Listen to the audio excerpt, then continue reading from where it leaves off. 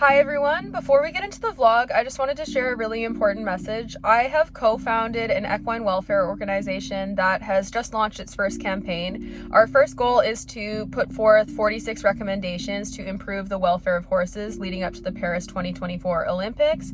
So we are going to be presenting these recommendations to the FEI, and our eventual goal is to see sweeping change in equine welfare worldwide, but we need your help. We have a petition that we're looking for signatures on, and we also have a campaign magazine that outlines the 46 welfare recommendations and has all supporting evidence and studies to justify the need for these welfare recommendations. And I would love for you all to check that out and to check out the pages for our organization, which is called the Alliance for Horse Welfare in Sport. If you want to support the cause, it is so much appreciated if you like any of our posts, if you follow our pages, if you share the petition, share the campaign magazine. Everything helps. There's power in numbers, and we cannot do this without the help of the entire equestrian community and beyond. You don't even need to be a horse person to help with the cause with this, and it can help bring sweeping change for horse welfare worldwide, and we can make really important changes to improve the welfare of horses everywhere. So I hope to see your interest in helping with this campaign, and thank you so much for your support in my account.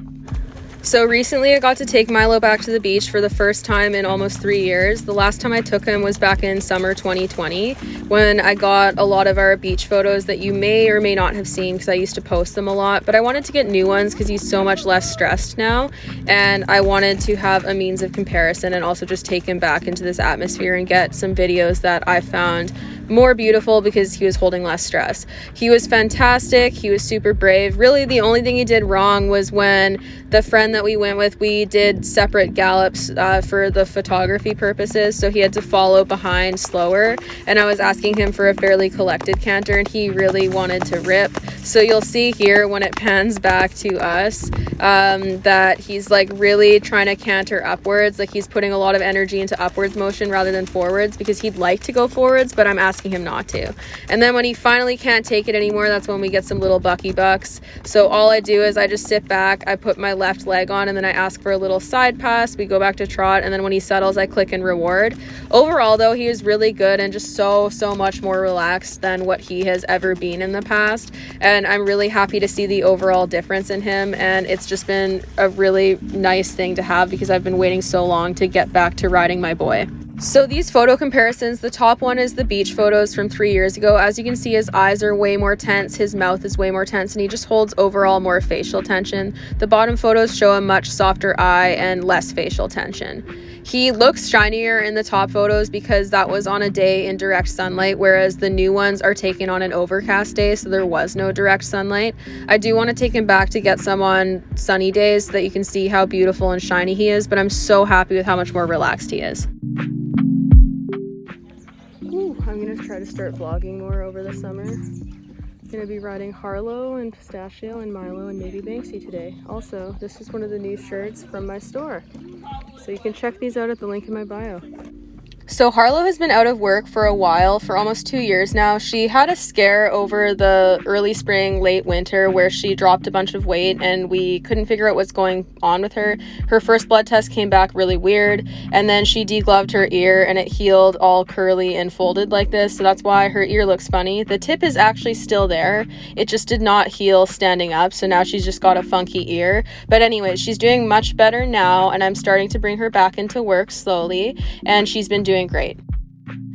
I've really missed working with Harlow, but the time off was actually really good for her. She really needed it. Between her weight loss and the ear degloving, and then before that she developed a head shaking issue, which we initially thought was photosensitive head shaking, but I'm not so sure that it is. I think it's more TMJ related, and I've been doing a lot of work on loosening up her tension in her neck and her poll, and she has been head shaking substantially less, so she's doing much better now. She did have 2 blood tests. The first one came back weird with some deficiencies that can be consistent with chronic kidney disease. Luckily, she does not have that because her urine analysis and follow-up blood tests came back totally normal. So she is all good on that front, and she's doing way better now. And my hope is to just continue getting her going in work and helping her succeed in life and just getting her healthy and happy and see how she goes. I don't really have any set plans on what I want to do with her for this year because I just want to see how she goes and how she's feeling and what's best for her. So basically, in starting her back under saddle, I've been doing a lot of hacking, mostly at the walk. We do some trot, and very occasionally I'll just do like a little straight line work of a few strides of canter, and that's about it. We keep it really simple because she's just coming back into work. With that said, since all of my horses are out on such a large track system, they do maintain fitness quite a bit better than what horses in smaller turnouts would, because they have the potential to self-exercise a lot better than what other horses might be able to. So I've found that they retain fitness really well, and then they come back and they build fitness a lot easier now, which is fantastic. It's been super beneficial for all of the horses, even the ones that have stayed in work. It's been amazing for them because it just allows them to keep exercising themselves. So I do a lot of walking work, and I just want her to walk forward on a loose rein and stretch her head down and forward, because I want her to start like stretching out her neck and loosening up the tension that she carries up on the top of her neck and by like her poll. And in doing that, I hope to see less and less head shaking. She's already done substantially less this year compared to last year, which is really great. You'll also notice that I'm riding her in a bitted bridle. She's wearing the Harlow bitted bridle from my store. It's an anatomical bridle. The reason why I've chosen to ride her in a bit at this point rather than bitless is because when I'm starting to ask for contact, what I found when I was riding bitless is that she was more uncomfortable with that than with the bit. So now that I'm trying to start to ask for contact to get her stretching forward and down when we do some trot work, I decided to use the bit for now, just because the pressure from the bitless seemed to be more aversive to her. So my preference is using the bit for now, just because of how she was behaving. In these first few clips, she didn't like the sound that my treat bag was making because she kept hearing it rattle and was thinking that I was gonna be about to click, so she wasn't being very forward. So I take it off and I just shove some treats in my pockets in the next few clips. But the reason why I still mark the behaviors, like when she starts to relax or when she does what I ask her to do, is because I want to provide incentive for her to enjoy doing the behaviors. With that said, what I'm doing with her here is kind of like negative reinforcement with a cherry on top, because these pressure aids that she has learned were initially taught with negative reinforcement. So all I'm really doing is adding a positive reinforcer on top of that, because I haven't gone through the process to reteach her the pressure aids. But with that said, I've found that it has actually really helped her overall demeanor and calmness, and I'm pretty happy with her attitude towards work and coming out and doing stuff with me, especially from where we started out with. But yeah, that's why I click so much, because what I've found is even when the cues are trained with negative reinforcement, when I start marking the headset and frame that I'm looking for and I do a food reward on top of that, I find that they offer the frame and that headset way more repeatedly and start to build longer duration than what I can get when I'm just using pressure and release, because it's more clear to them what exactly I'm looking for. So I found it to be a really great way to reinforce them for the desired headset and make it occur more often and make it more clear to them, even if it's not technically purely positive reinforcement within this context.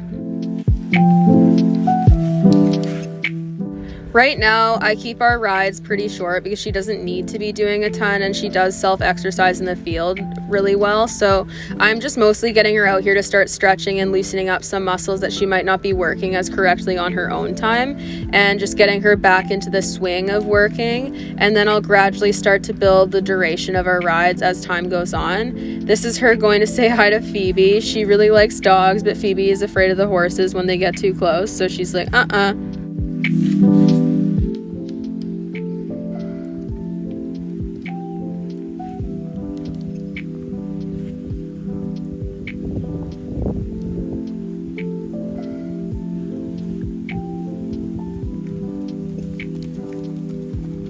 Very relaxed for our first canter. Now on to the next one. You all know Milo. I've been bringing Milo into work again over the last several months. So he's been in work for the longest out of all of the horses that I've been starting back this year. So we're starting to do more and more with him. He's doing really well. I'm super happy with how he is looking. And we also have a fancy new saddle from Schlesa Saddlery. It's a really nice adjustable saddle. So I quite like that because I can adjust it to fit all of my horses. And he quite likes it as well. It's our new jumping saddle. I also have gotten him a dressage saddle. So my plan for Milo basically over the next little while is just to see how he does, continue building on what we're doing in our schooling rides. And I would like like to get him out to some shows, but I'm not really in any major rush to do that because I am aware of the fact that showing is probably going to be a pretty significant stressor for him. So I want to make sure that he feels quite ready at home first, and then once he's doing really well at home, which he already is, and I've had more chances to school him off property, then I'll look at potentially taking him to shows. What I do with him here too is I'm clicking and rewarding the head position and frame that I want him to be in, and it has helped exponentially in increasing the duration that he offers that frame, and also how quickly I've been able to get it, because this is not all that long ago where I started asking him for more consistent work in a frame and asked him to work a little harder and started to bring back some of the dressage principles that I was teaching to him.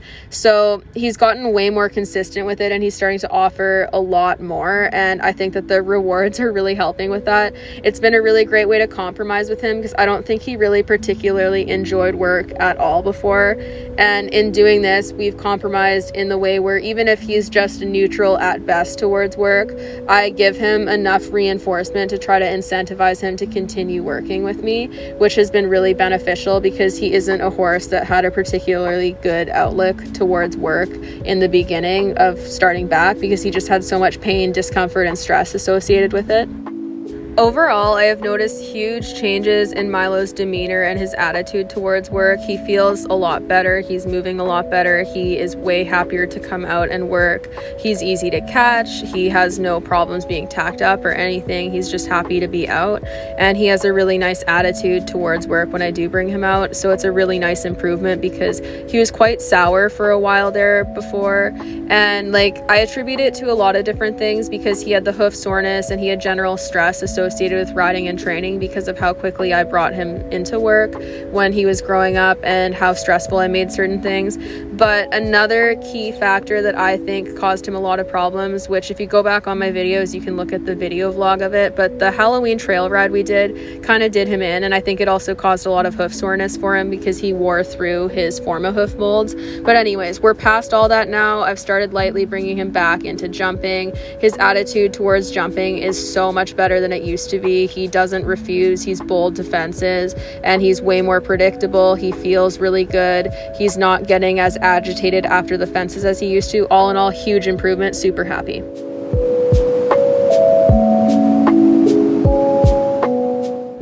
So next up is Pistachio. He's my 5-year-old auction rescue pony that I got back in winter 2021. I got him rescued from a slaughter auction. My friend pulled him from the auction, and then I bought him from my friend. And he arrived feral and completely unhandled, and I've been spending the last while that I've had him slowly gentling him and bringing him back. I lost a lot of time when I had to move last year, so I ended up putting him on the back burner and not working with him as much as I wanted to. And now I'm trying to put more time into working him and getting him ready to go to a new home because I do need to sell him. I bought him as a sales project, and he's doing really, really well. He's an awesome pony. He's one of the most bomb-proof, least herd-bound ponies I've ever worked with. So he's going to make someone an insanely cool little guy. And I've had a blast working with him, but he is bought as a sales project. So unfortunately, I do need to sell him eventually. I started him under saddle bitless like I do with all of my horses, and I've been working on transitioning him to the bit, which he's now doing fully bitted rides. I initially rode him in the Dallas multi-bridle from my shop, and I rode with one set of reins on the cavesson portion of the bridle and one set of reins on the bit, and then slowly started to use more and more bit aids. He goes exceptionally well bitless. The only real reason I'm prioritizing introducing him to riding in a bit in the first place is because that I know when I do rehome him that the vast majority of horse people ride in bits, and I want him to be soft and going well in a bit so that no one feels the need to use something harsh on him, and I want to prepare him for the type of life that he's likely to have. So as you can see, starting out on these rides, he's quite high-headed and evasive of the bit and not wanting to relax down. So I do a lot of circling and bending exercises, and we do some leg yielding and changing of direction just to start to get him to settle. And then as soon as he settles, I like to click and reward him as well. Again, this is like negative reinforcement with a cherry on top. He is getting ridden with a lot of pressure aids now because I did send him to be ridden by a young junior rider for a month, and he will likely be transitioned to a home that's not going to use as much positive reinforcement as I do, so I'm preparing him for that. And he's doing super well, but I like to prepare horses for any life that they could end up in, so that they have the best chance of someone not feeling the need to use excessive force with them. And that's kind of why it's been important for me to prioritize teaching him how to go in a bit, because I know that a lot of equine disciplines do not allow for bitless riding yet. As you can see, nearer to the end of the ride, he starts to settle more and he's relaxing down, and he's fantastic. And I'm really happy with how quickly he was starting to learn these things. And I click and reward him, and then I feed him the food a lot. That clip was kind of weird, sorry, it cut off, and I just got me clicking and rewarding him at the very end there. But yeah, he's a super cool pony. He's a really quick learner, and he is like so quiet. Like nothing phases this guy.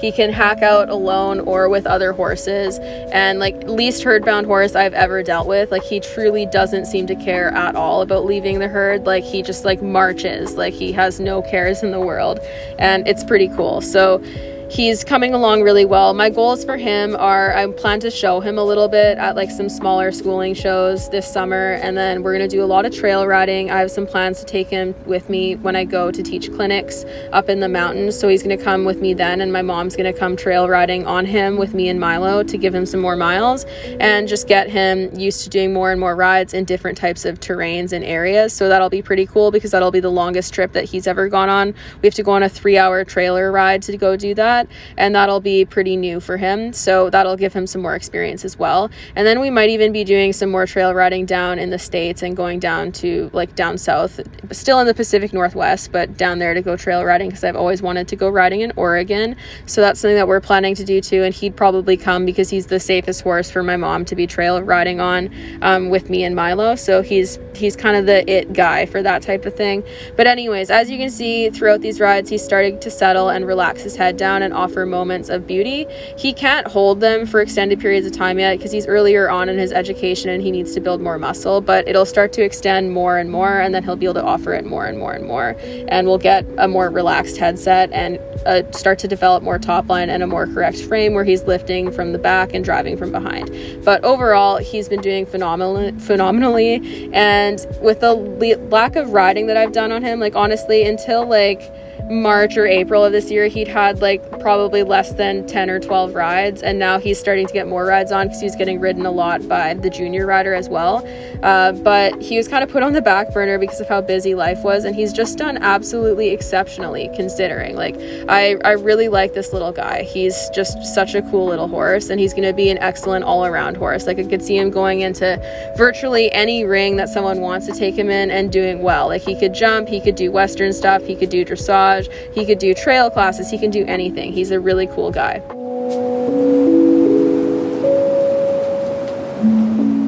That is because of them itching on the maples. And then maybe it's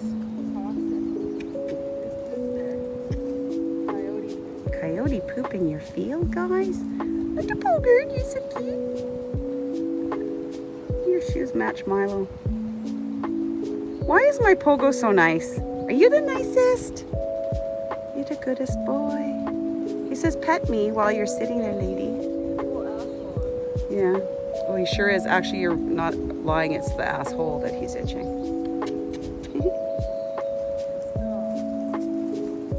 Apparently, Pogo's going too.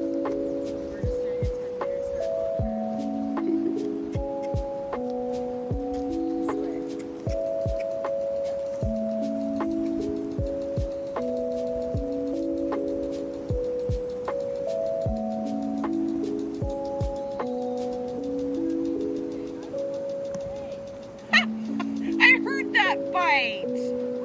That was a mean nippy bite.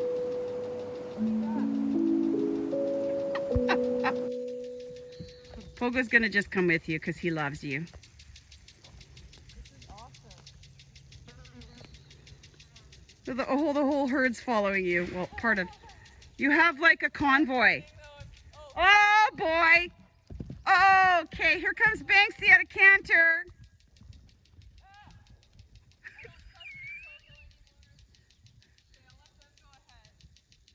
Okay, here comes Poostache cantering. Good boy. At a sedate canter. Oh, they're so silly. Such a happy herd. Oh my goodness gracious. Anyways, all of the horses are doing really well and they're really enjoying their life at this new place. They have so much more space and it has improved their welfare completely. Like, they're all so much happier. So yeah, it's really exciting. I'm looking forward to the summer here and just spending more time with them. Anyways, for anyone who's interested, we've released a ton of amazing new products in my store. We have an extra 25% off of all already heavily discounted clearance items. We've also released Pride base layers, which will have partial proceeds donated to LGBTQ charities. And we also have satin lined ball caps that have been released, a ton of new summer riding gear and mesh summer riding shirts that are really awesome, and sun shirts and more. So I'm really excited about all the products that we've released and hope that you'll check them out. If you're interested in shopping at my store, everything that's purchased, the proceeds go towards helping me continue to build my business, help the horses, and just do what I do with the horses. It's been a really great way for me to develop a passive income and also offer affordable products to people. We have some really great sleeveless base layers. We have bitless bridles that are anatomical. We have anatomical bitted bridles and all sorts of things that you can check out. There's an extra 30% off of our Dallas lunging bridle or multi-bridle, so you can get a really good deal on that until they're sold out. And yeah, just check out my store at the link in the bio, and it's so appreciated if you support my small business. Lastly, I've been invited to speak at a horse welfare conference in Paris, France in September, so I am fundraising through offering training and behavior questions, video critiques, behavior consults, and more. And your support for this is much appreciated, as it is a big endeavor to cover off all of the expenses for caring for my animals while I'm away, along with the travel expenses. But it's something that is really near and dear to my heart and that I find important with the journey in bettering equine welfare in sport. So I would appreciate any and all of your support if you're interested in checking out any of the incentives to help me get to Paris. Thank you so much, and I hope you enjoyed this video.